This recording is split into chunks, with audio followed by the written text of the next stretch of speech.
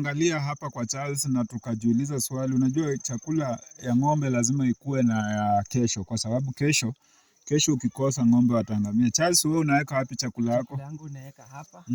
Ingia hapa uone. Is it for future ama for today? For future. My friend. Hii ni for future.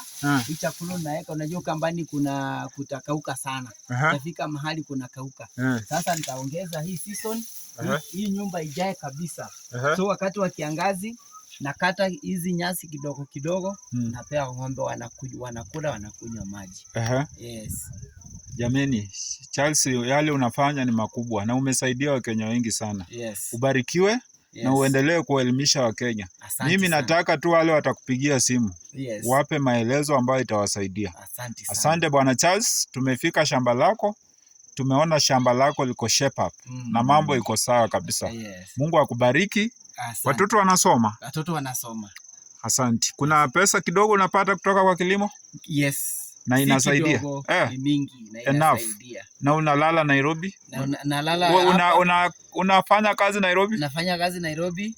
Natoka hapa kila siku asubuhi na narudi jioni. Jameni. Yes. Jameni. Wakenya mshaona, huyo ni Charles, tumefika shamba lake.